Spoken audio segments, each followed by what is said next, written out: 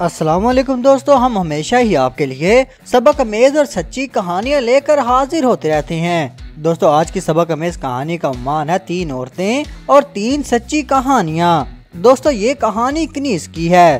कनीज घर में सब बहन भाइयों से छोटी थी, शक्ल सूरत मुरझाए फूल की मानंद थी।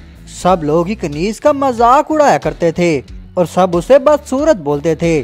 कनीज की वालदा का इंतकाल हो चुका था और वालिद साहब ने दूसरी शादी कर रखी थी। दूसरी वालदा भी माँ की तरह हौसला अफजाई शफकत से कभी भी कनीज के दिल को दिलासा ना देती थी। कनीज के वालिद साहब जब शादी का कहते तो कनीज रो पड़ती और एक ही बात बोलती, खूबसूरत को सब अपनाते हैं, मुझ बदसूरत के साथ कौन घर बसाएगा अब्बू। मगर बेटियां तो हुक्म इलाही से ब्याह कर भेजना वालिदैन का फर्ज है, ये कनीज के बाप ने बोला। कनीज का वालिद साहब ने शादी कर ही दी, अच्छा लड़का देखकर। अफसोस, कनीज की बात सच निकली। खूबसूरती जीत गई और कनीज हार गई। कनीज को बदसूरती की वजह से तलाक दे दी गई। अभी उसकी शादी के कुछ माह ही गुजरे थे। उसके बाद वालिद साहब ने कनीज को हौसला दिया, फिर एक दोस्त के बेटे के साथ शादी कर दी। 2 साल बाद जुड़वा बेटी और बेटा हुआ। अफसोस, नतीजा फिर वही निकला, तलाक हो गई।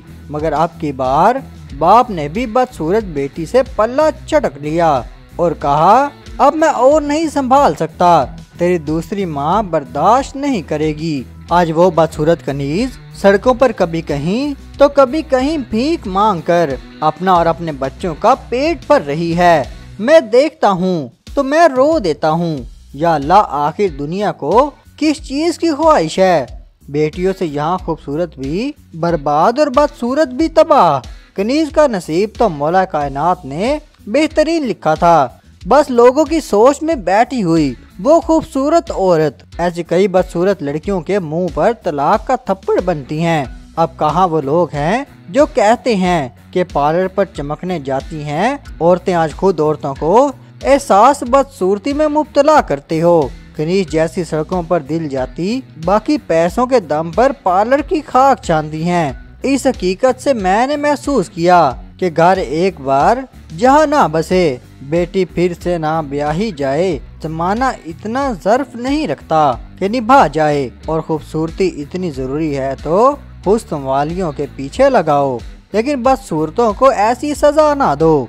दोस्तों, आपको एक और सबक अमेज दास्तान सुनाते हैं। लखनऊ बाजार में एक गरीब दर्जी की दुकान थी जो हर जनाजे के लिए दुकान बंद करते थे। लोगों ने कहा कि इससे आपका कारोबार को नुकसान होगा। कहने लगा कि मैंने उलमा से सुना है कि जो किसी मुसलमान के जनाजे पर जाता है, कल उसके जनाजे पर लोगों का हजूम होगा। मैं गरीब हूँ और ना ज्यादा लोग मुझे जानते हैं, तो मेरे जनाजे पर कौन आएगा। इसलिए एक तो मुसलमान का हक समझकर पढ़ता हूँ, और दूसरा ये कि शायद इससे ही अल्लाह पाक राजी हो जाए। अल्लाह पाक की शान देखे कि 1902 में मौलाना अब्दुल हई लखनऊ साहब का इंतकाल हुआ। रेडियो पर बतलाया गया, अखबारात में जनाजे की खबर आ गई। जनाजे के वक्त लाखों का मजमा था, फिर भी बहुत से लोग इनका जनाजा पढ़ने से महरूम रह गए।